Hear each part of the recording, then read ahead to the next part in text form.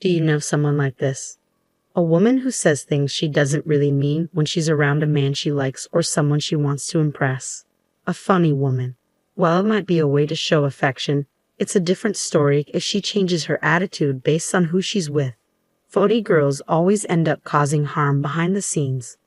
I'm going to share a story about when I was on the receiving end of this behavior. My name is Flora. 7 years ago, I was in a 3-year relationship with a guy named Daniel, and we were planning to get married in the fall. Around that time, we found out that his older brother was also planning to get married. It was great to have 2 happy events happening at the same time, but considering the financial burden on the invited guests, we thought it might be better to avoid having them overlap. So we had a discussion and decided that the older brother would have his wedding first. That's when Nina, his wife, became my sister-in-law. I'm 2 years younger than her, and she was very kind, treating me like a sister. I thought we'd get along well as sisters-in-law. But her attitude changed completely 6 months after her wedding. It was the day we came back from our honeymoon. Grandma Daniel and Flora are back from their trip, my mother-in-law said loudly. Daniel's 80-year-old grandmother, who lives with my in-laws, came out of the back room. Daniel, Flora, welcome back. I brought you the toffee you like. When I handed my grandmother-in-law her gift, she smiled happily. Daniel, you've really got yourself a great wife. She even thought of me during the wedding ceremony. It was an intimate ceremony with just family, and even the meal was Japanese cuisine, which is rare for young people these days. It was then that my sister-in-law, Nina, walked in. Oh, you all look like you're having a good time together. Nina, you came just in time. Daniel and Flora brought us some toffee from their honeymoon. Join us, my mother-in-law invited her. But Nina replied, not this time. I just came to drop off the invitations for your birthday party, mother-in-law. Well, I have some things to do, so I'm going to take off. Then she walked out the front door. I followed her. Here's a souvenir. It's not much, I said, handing her a paper bag with sweets. She peeked inside and laughed. It looks like something you could buy at any train station, huh? I'm sorry, I stammered. And Flora, from now on, could you stop calling me by my first name? You're married now, so you should understand, right? Yes, I replied, feeling taken aback. The Nina who used to call me by my first name or a nickname now addressed me more formally, and her words and tone seemed harsh. What could have happened? I wondered if I had done something to upset her, but I couldn't think of anything. Maybe she was just in a bad mood. Still, I was left with an uneasy feeling. At the restaurant my sister-in-law had booked for my mother-in-law's birthday celebration, my in-laws and Nina were waiting. I was about to ask why my grandmother-in-law wasn't there, but my sister-in-law spoke up. Now that everyone's here, father-in-law, could you please say a few words for the toast? We finished the main course, and just as we were about to have dessert, my sister-in-law said, Mother-in-law, this is a birthday present from Ty and me.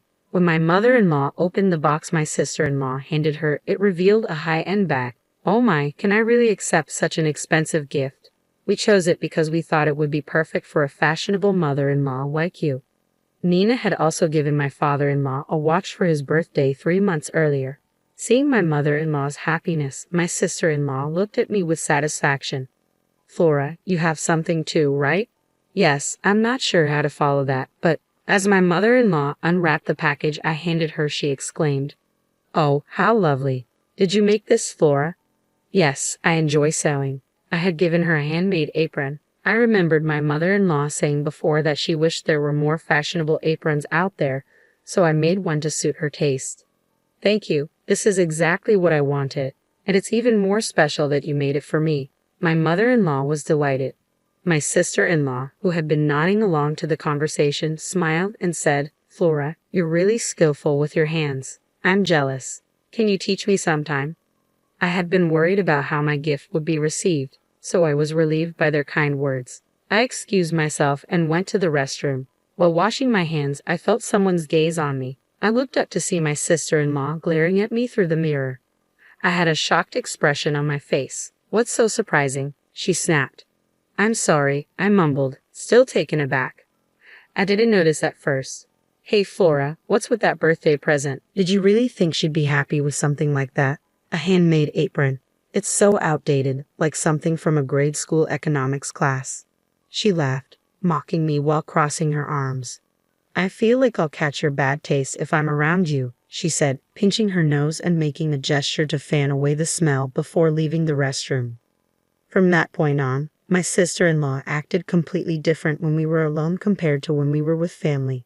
My husband would just tell me not to worry about it and wouldn't take the issue seriously. Still, I continued to visit my in-laws' house to see my grandmother-in-law, who looked forward to my visits. Lately, I hadn't had any run-ins with my sister-in-law. Then one day, I received a message from her after a long time. I have something to tell you. When I went to my in-laws' house that day, my sister-in-law, who had come alone, was happily chatting with them. Nina is pregnant. It's a boy, my mother-in-law said joyfully. My in-laws already knew about my sister-in-law's pregnancy, but they had called us over so she could tell us in person. Feeling mixed emotions while my in-laws beamed with happiness, I pretended to make tea and went to the kitchen. Even so, I couldn't help but listen to the conversation in the living room. Actually, there's something I'd like to ask, my sister-in-law said. What is it? Don't be shy, just say it. Well, I talked to Ty about it, and we were wondering if we could live here with you after the baby is born. So, here's a proposal. If the family grows, it might become a little cramped, so we would appreciate it if we could renovate the house. Of course, we'll cover the expenses. She suggested this humbly, but I felt she might have had another motive.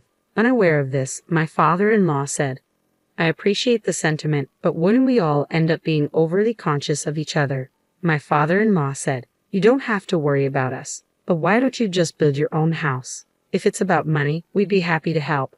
Right, honey? Yeah, that's right, my mother-in-law agreed. Upon hearing my in-law's words, my sister-in-law said, really? Are you sure? That's too bad. I was looking forward to living together. This was probably all part of her plan.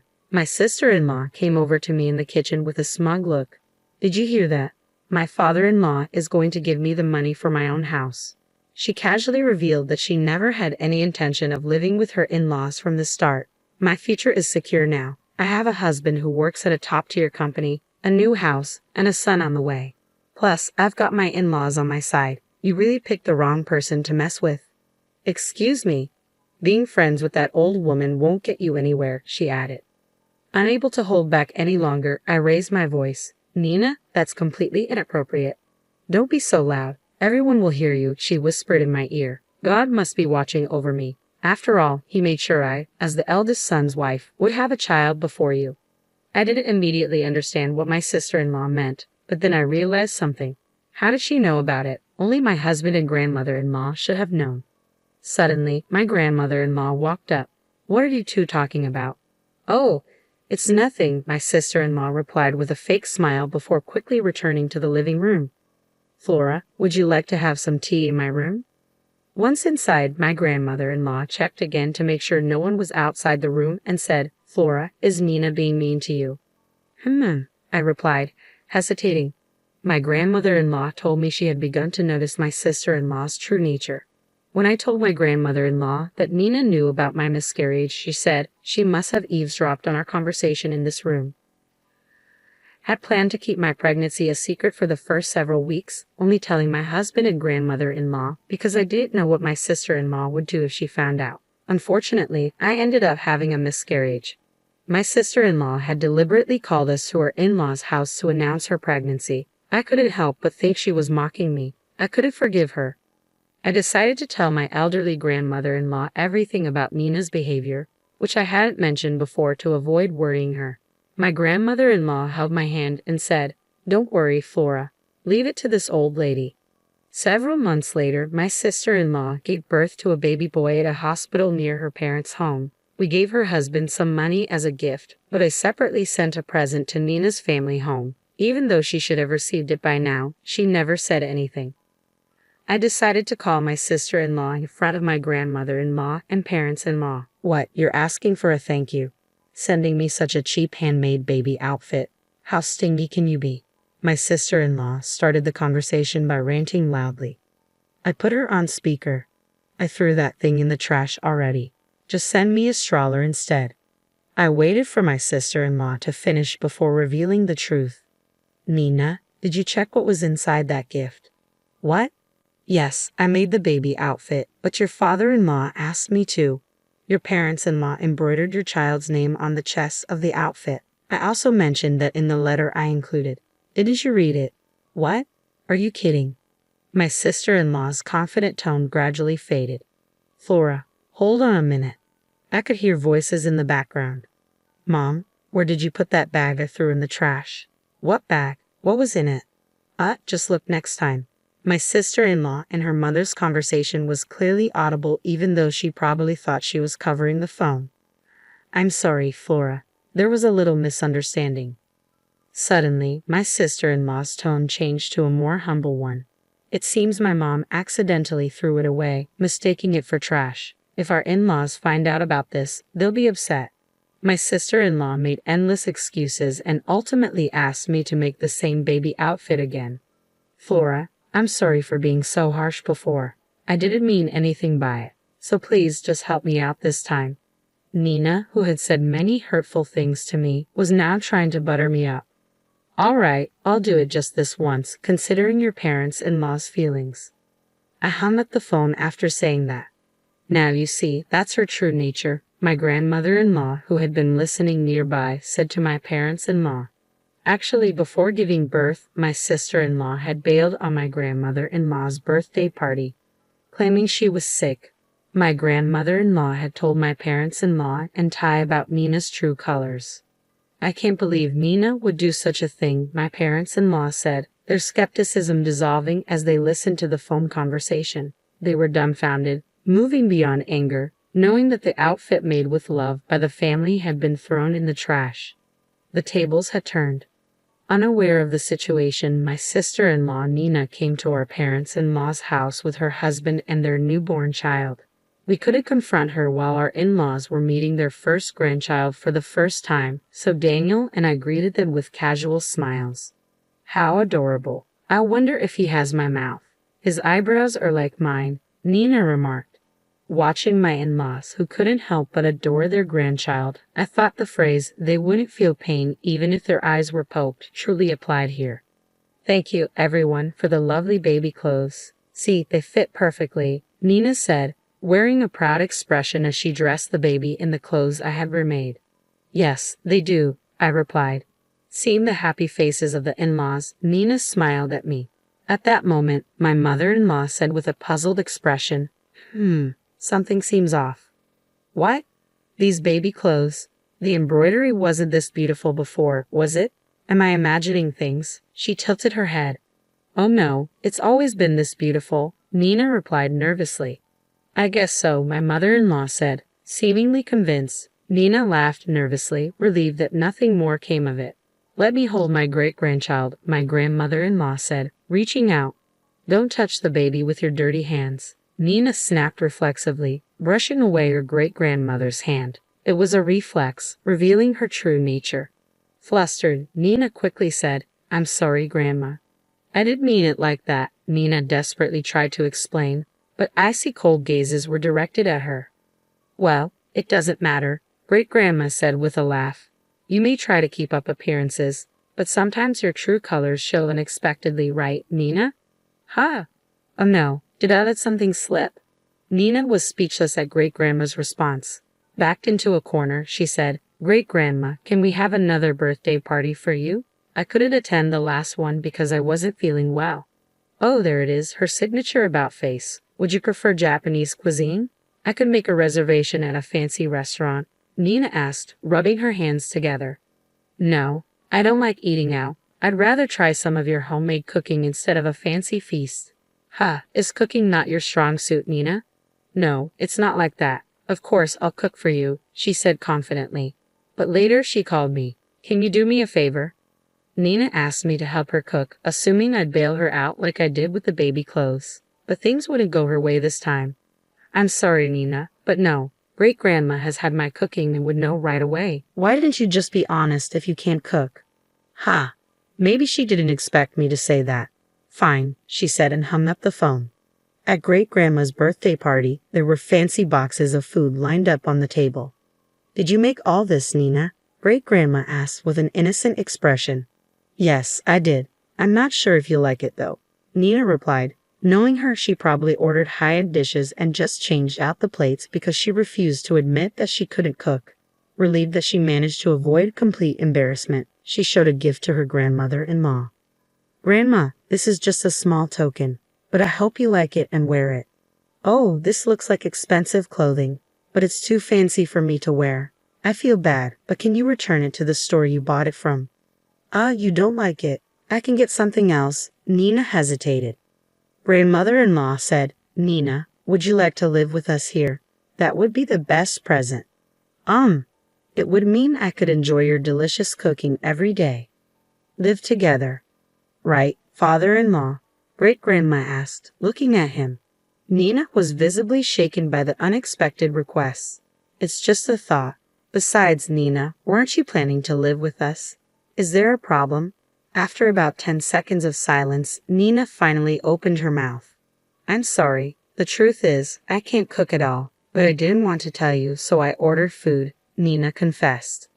"Well, if that's the case, you should have just told us the truth," Great-grandma replied. "Yes, I'm sorry." Nina apologized for the cooking issue and clearly wanted to slide past the topic of living together, but Great-grandma wasn't finished yet. "Don't worry, I was just joking about us living together." "What? It was just a joke." Nina's face looked relieved. But grandmother-in-law's next words were unexpected. "Don't be so relieved just yet." "Ha! I'd rather you not set foot in the house if you can be honest." "What?" Nina's usually quiet husband, Ty, spoke up. "Nina, apologize to Flora. Throwing away the clothes she made for the baby is a terrible thing to do." It was the first time I'd seen Ty angry. "I'll apologize. I didn't do anything wrong." Nina still refused to acknowledge her actions. I had it. "Nina, it's all out in the open. Should I show you?" I showed her my smartphone. "Here, I have all our conversations recorded." "Why here?" As I tried to press the button on my phone, Nina screamed, "Stop it," and snatched it from my hand. Startled by her loud voice, the baby sleeping in the next room started to cry loudly. "What do you want from me?" Nina's voice trembled. Then, unexpectedly, she started to cry too. Everyone was taken aback. "Nina, cut it out. Aren't you embarrassed, acting like a child?" "Just get out," Ty said. The room got quiet. Nina had nothing to say. She slightly nodded at me and left the house. The consequences of being two-faced caught up to Nina. Later, Ty told her that he wanted a divorce. Nina had no job or savings. She demanded alimony in exchange for giving him custody of their child. However, Nina's parents were reasonable and apologized for their daughter's actions, offering to pay the alimony themselves.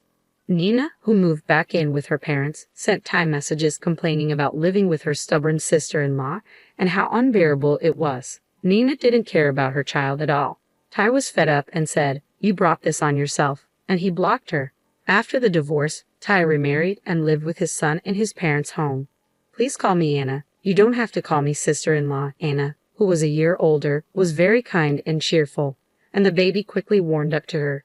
Thanks to the in-laws, the family of 3 now lives in an apartment near their house. My husband and I, blessed with 2 daughters, moved into the in-laws' house when Ty and his family moved out. The in-laws love watching their grandchildren grow up. Grandmother named our 2 daughters. My name, Flora, means flower, so she chose the names Lily and Jasmine. The girls called my grandmother-in-law Gigi. She will celebrate her 88th birthday this year. Today, she sits on the porch watching her great-grandchildren play in the sandbox. "Gigi, here's some toffee," the girls say, offering her balls of mud. She laughs and says, "Thank you, it's delicious." As I watch this adorable exchange from a distance, I whisper, "Gigi, please live a long life and watch over our children as they grow up."